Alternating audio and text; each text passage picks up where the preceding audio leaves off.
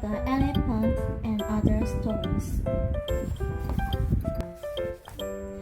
Look out for the elephant. There's an elephant loose, shouted Jim, rushing into the school playground. I just heard a man say so. It's escaped from the circus. Where is it? Where is it? Cried all the children, rushing round Jim. The children rushing round Jim. It's in the park, and they're afraid on all the lovely flowers, said Jim. Oh, what a shame, said Sarah. She loved flowers and she couldn't bear to think of the elephant's great feet trampling and breaking them all. They stand from men with sticks, said Jim. They scared that elephant properly. I wouldn't mind chasing him myself, but elephants are nice, said Sarah. I rode on one heaps of times at the zoo. They are gentle and kind. They can't help being big and having enormous feet. I think it's hurry to send for men with sticks. Alright, then you go and get the elephant out of the park, said Jim, scornfully. Oh, go on, if it will come and eat out of your hand and follow you like a dog. I tell you, beasts are the only thing of frighten an elephant. Sarah stood listening to Jim.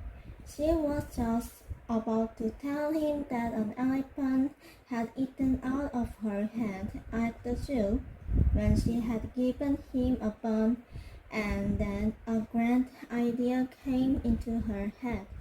Now when Sarah had an idea, she always so she turned and ran over to the baker's. She bought 12 buns out of her pocket money and put them into her school satchel. You can guess what her idea was now, can you? Well, whoever would think of such a thing? Only Sarah. She ran down the street and made for the park. It wasn't very far away. There was a place in the hedge she couldn't get. She skidded through it, and there she was in the park. Where was the elephant? Well, he wasn't very difficult to see, as you can imagine. There he stood, waving his enormous trunk to and fro, his great feet very near to a big bed of glorious dollars. In the distance, Sarah could hear shouting, and she guessed that men were coming with sticks. There we always scare him, and here you go, galloping over the dollars. I'd better hurry. So she trotted down the path to where the big elephant stood. She went right up to him. You're awfully like the elephant who gave me rice at the zoo, she told him, and he looked down at her out of little twinkling eyes. He flapped his ears and made a little trumpeting noise. Are you asked from a bun? Said Sarah, and she put her hand in her skirt. Well, here's one. The elephant put out his trunk and took the bun. He swung his trunk up to his big mouth, and the bun was gone. He held out his trunk for another. Well, you can have all my buns if you want quietly down this path with me, said Sarah. Away from these lovely flower beds. Your feet are also big. You know, here you are. Here's another bone. She gave him another, and then began to walk to the park gate. The elephant, seeing that she had plenty more bones, followed her closely, trying to put his trunk inside the satchel. Sarah laughed. Oh, you wait until I give you one. There you are. Now do come along. We'll soon be at the gate.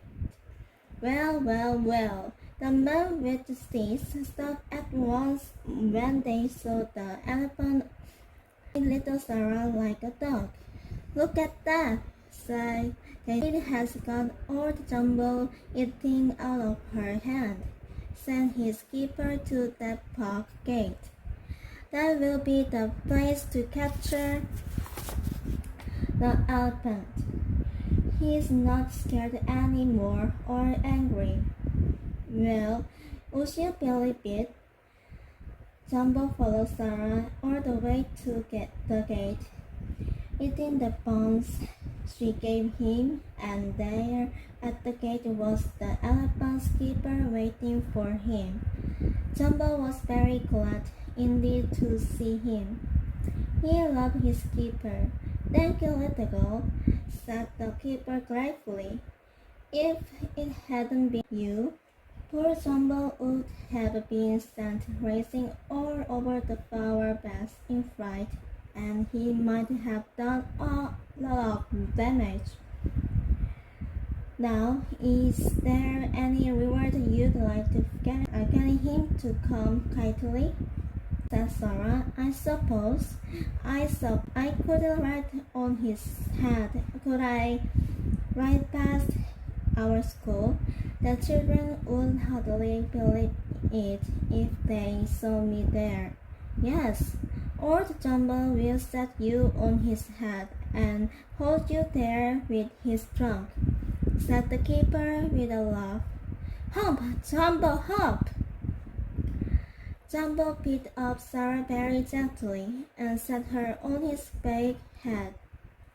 Then, holding her there with his trunk, he set off down the road that led past the school, swaying this way and that. Look, look, it's Sarah up there, shouted the children. Hooray for Sarah! Sarah, how did you get there? Oh, Sarah! It was a very lovely reward, wasn't it? She deserved it though, because she really did have a very good idea. Jisoo, Jenny. You ought to be called Jisoo, Jenny, said George scornfully when Jenny began to do yet another Jisoo. Well, if I like doing Jisoos, why shouldn't I do them? Said Jenny. You like collecting stamps, and Robert likes making dance with his mackinaw. I don't laugh at you for doing those things whenever you can, but you always take up all the table with your silly jisoos, said Robert. You go on and on. I can't think that you can see in them, and I can't see what George sees in his silly stamps or you see in your endless mackinaw, said Jenny, beginning to be cross. Can you see that some people like doing one thing and some another? I'm good at doing something else. I don't see why we can't all be happy in our own way. Well, collecting stamps teaches you geography, so it's some news. And making things with mackinaw teaches you to be clever with your hands, said Robert. Doing just so simply doesn't teach you anything. I'll do them just for pleasure then, said Jenny, emptying a box of colored jigsaw pieces. And you never know, you might be glad someday that I'm so clever at fitting jigsaws together. We shan't, Jigsaw Jenny. said George. And remember this. When our birthday comes next week, don't give us Jesus. We don't like them. I'm not going to, said Jenny. I've got your presents already. George's birthday and Robert's came very near together. Only 2 days between, so they always shared it and made one big day of it between them. Jenny didn't give them Jesus, of course. She gave George a new stamp album and Robert a book showing him all kinds of different things he could build. They were both very pleased. We've been lucky, they said. We've had ships, trains, boats, and a £5 note between us. £2.50 each, said George. Lovely, we're rich. Put the money in your money box, said their mother. But they forgot that, left it on the windowsill. The wind came and blew it away. It blew it inside the room and over to the toy cupboard. It blew it right inside to the very bag. So, of course, when the 2 boys looked for the money, it was gone. They couldn't find it anywhere. They didn't think of looking at the back of the toy cupboard. They were very sad, but it couldn't be helped. The £5 note was gone. Now a little mouse ran in it and out of the toy cupboard each night. It came the night the paper money had blown to the back of the toy cupboard. It was very pleased to find it there because it meant to make a paper nest. This paper would do nicely. It could bite it up into little pieces and make a cozy little nest in the little toy motor car. So it chewed up the note into about 70 pieces and made a nest of it. But before any babies came into the nest, the children's mother turned out the toy cupboard, and she found the mouse's nest in the toy motor car. She called to the children, Jenny, George, Robert, do come and see. A little mouse has made a nest in your toy motor car. They came to the look. George gave a cry. Mother, look at what the nest is, made of £5 note all bitten into tiny pieces. It's worsted, said Robert. We can't span it now. Oh, what a pity! Jenny emptied the tiny bites carefully onto a little tray. She looked at them. It's rather like a little paper jigsaw, she said. If only I could fit all the little bites together properly and put some sticky paper behind, the £5 note would be whole and you might be allowed to spend it. Oh, Jenny, could you do it? Cried George and Robert. Begin now quickly. So Jenny's deft fingers sorted out the tiny paper parts. She borrowed a new £5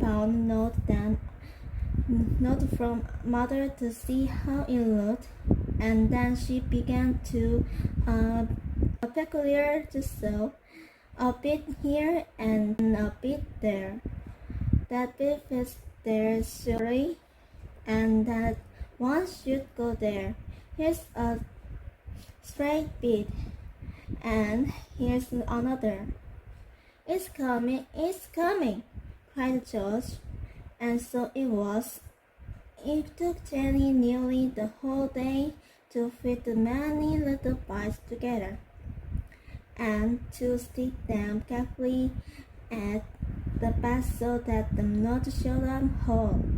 You're very patient and deft and very clever, Jenny, said Mother admiringly, but I don't think anyone would take the note. With a very cold and asked the man at the bank what he thinks. Well, the man at the bank was very surprised to see such a peculiar note, but he said yes, it was quite all right. He would give each of the boys £2.50 for it. What do you think of that? Never tease you again, Jenny, never, said George. You're the cleverest sister in the world. Come and spend our money with us. They spent it all, and part of it was spent on, well, I give you a guess. Yes, you're right. It was spent on a new jigsaw for Jenny. She's going to do it tonight, and you may be sure she will get every single piece into its right place before she goes to bed. Clever jigsaw, Jenny. Michael's new belt. Michael was very proud of his new leather belt. It had a little brass stud on it halfway round and a rather grand buckle. See my belt, he said to the other boys. My uncle gave me that. He bought it back from Canada with him. I guess this is the kind of belt that cowboys wear on a ranch over there. The other boys thought it was fine. They fingered it and patted the brass stud. Wish I had one like that, said William, the head of the class. Michael was very proud to hear him say that. Michael was very careful of his new belt. He didn't wear it every day. He kept it for Sundays or for the days he went to see his granny or his aunts. Then he would buckle the new belt round his shins, with the brass studs and buckle shining brightly and set up proudly. One day he went to see his granny. He stayed to dinner with her and then set off the walk home. He had on his new belt, of course, and Granny had admired it for the 20th time. I suppose you wouldn't lend it to me to wear when I go to London next week, she said solemnly. Michael laughed. Oh, Granny, you wouldn't want to wear a belt like mine. You know you wouldn't, but I would lend it to you if you really wanted it. I wouldn't lend it to any boy or girl though. It's much too precious. A human of some with 2 little dingle cakes Granny had made for his tea, and on the way home he heard someone shouting so loudly that he stopped in surprise. Who was shouting? Michael was in the fields and he couldn't see anyone about at all. The shouting went on and on. Help! Help me! Can you see me? I'm up here, up the tree. Then Michael looked up, and there, a good way up a tall tree on the other side of the hedge, he saw a boy. The tree was bare, and Michael could see him easily. He started in a surprise. I say, help me, won't you? Yelled the boy. Why? What's the matter? Can you climb down? Yelled back Michael, going nearer the tree. No, I got stuck somehow. And now I'm frightened, said the boy, sounding almost as if he were going to cry. Why did you climb so high? Called Michael. There's a bull in this field and he ran at me, shouted back the boy. I just had time to shine up this tree, and I can tell you I climbed faster than I've ever climbed in my life. Now I'm stuck and I'm off falling. I'm giddy. I'll come up and help you down, said Michael. He kept a lookout for the bull, which didn't seem to be anywhere around, and then began to climb up the tree. He soon reached the boy. Look, can you put your foot down to this branch? He said to the boy. What's your name? I don't seem to have seen you before. I'm Robert Grant, said the boy. No, I can't put my foot down to the branch. I tell you, I'm scared. I think I'm going to be sick. Michael looked at him. He didn't look rather green. You're not really afraid of falling, are you? He said anxiously. Here, hold on to me until you feel a bit better. The boy wouldn't even hold on to Michael. He wouldn't let go his hold of the branch he was on. Isn't there a ladder I can get down by? He said desperately. Seriously, there's one up there, a farm. I know I sure for some. I'll go and run to the farm for help, said Michael, beginning to climb down again. But the boy cried out once. No, don't leave me. I sure fall down the tree if you do. I know I sure. Stay with me. But that's silly, said Michael sensibly. How can I possibly go and get help if you won't let me leave you? I don't know, said the boy, looking greener than ever. I do feel awful. I don't ever open my eyes now because I know I sure feel giddy if I do. Michael looked down the tree. It was a long way to fall. He began to feel frightened for the boy. Suppose he did fall. He might be killed, or at least break a leg or an arm. The boy spoke again, his eyes still shut. Have you got a rope by any chance, so that you could tie me to this branch?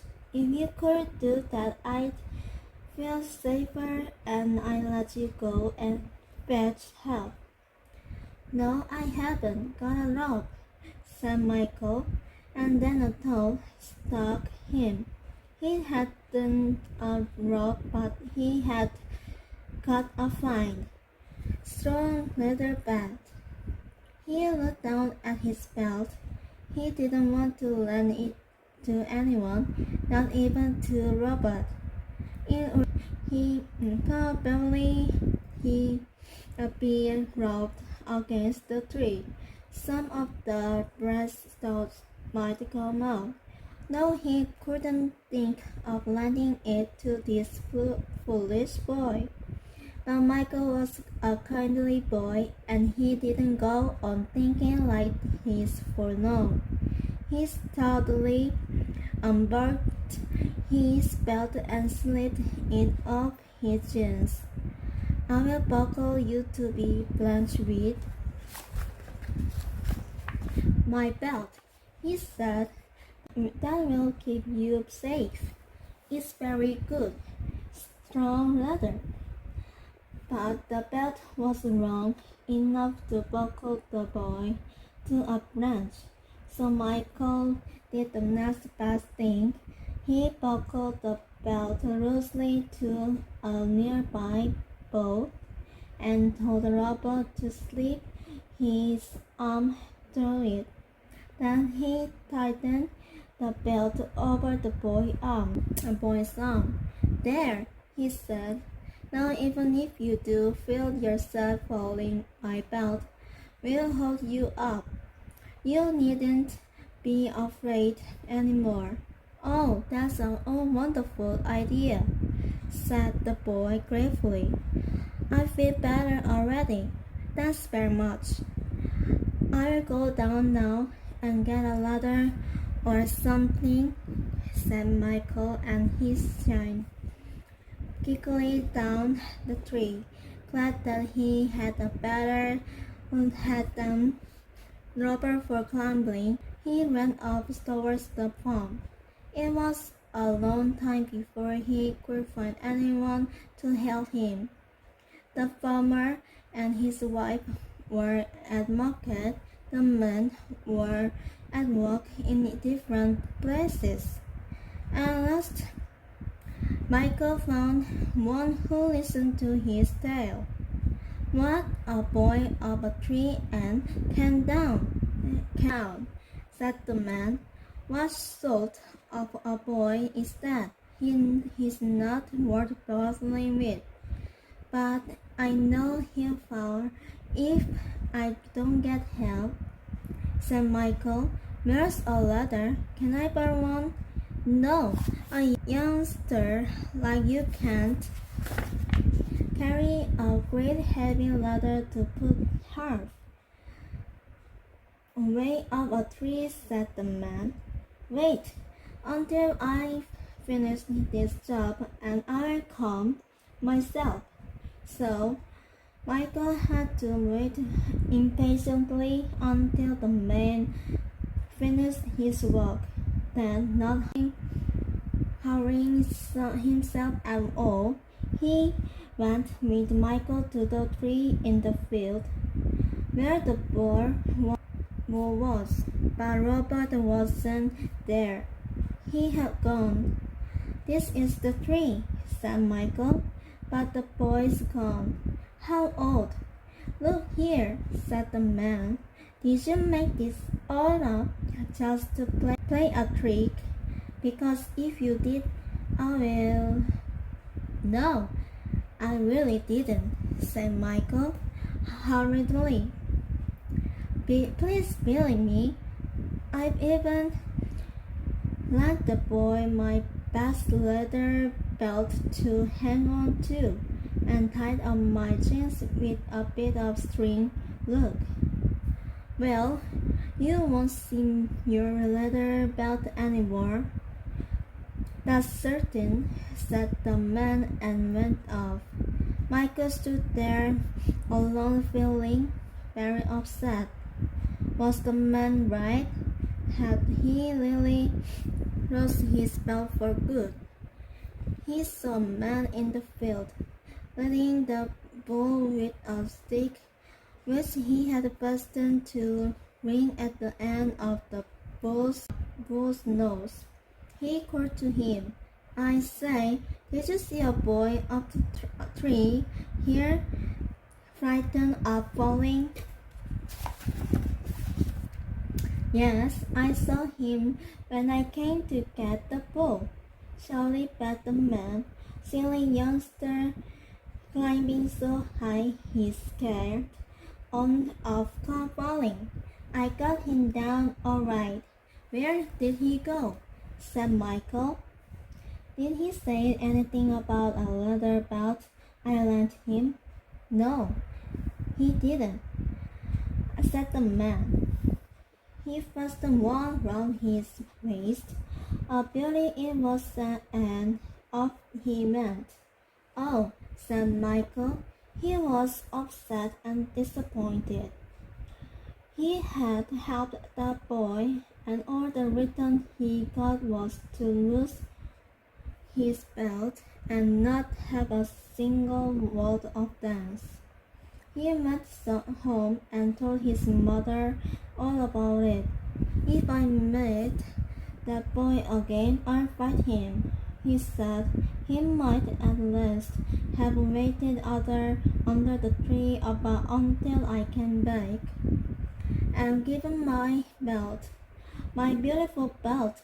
Mother, I'll never lend anyone my belt again. I won't lend anyone anything again. I won't even help people in trouble. No, that's not like you, Michael, said his mother. You mustn't think bad of people until you are certain they have done something wrong or unkind. And how foolish to change yourself from a kind, generous boy into an unkind, selfish one just because somebody has behaved badly to you. Oh well, I expect you're right as usual, Mother, said Michael. I'll be sensible, but you don't know how upset I am about my belt. Now a week after that, Michael went shopping in the next town with his mother. As he was walking down the road, a car suddenly stopped just by him and a head popped out. A voice called excitedly, I say, aren't you the boy who lent me your lovely bed up that tree? And there was Robert looking out of the car window. Michael nodded, looking rather sully. The boy got out of the car and ran to him. A man got me down from the tree after you'd gone. I put on your belt to keep it safe, and then I went off to look for you, but I lost my way and never found you. And ever since I've worried and worried, as I was afraid you'd think I'd gone off with it and never meant to give it back. Michael didn't know what to say. His mother came to the rescue. Michael is always lending things to others, and he always gets them back. A man looked out of the car. Is this the boy who helped Robert? He said. We've been making inquiries about him all over the place. Thank you, Sonny, for doing your best for him. He's an idiot to climb trees. He always feels giddy. Here's your belt, said Robert, taking a parcel out of the car. I've carried it about with me ever since last week, hoping I'll see you somewhere. Dad, can we take him to the circus with us? Can he come now? Well, we must ask him, Mother, said Robert's father. You can guess what Michael's mother said. Of course he can come, she said. Do you mean now, this very minute? Oh, what a surprise for you, Michael. Instantly was in a fresh flash he was in the car, sitting beside Robert, speeding off to the circus. What a wonderful time he had. And now, of course, Robert and Michael are quite inseparable. In fact, Michael's mother says that she never sees one without the other. And will you believe it? Michael lends his belt to Robert whenever he asks him to.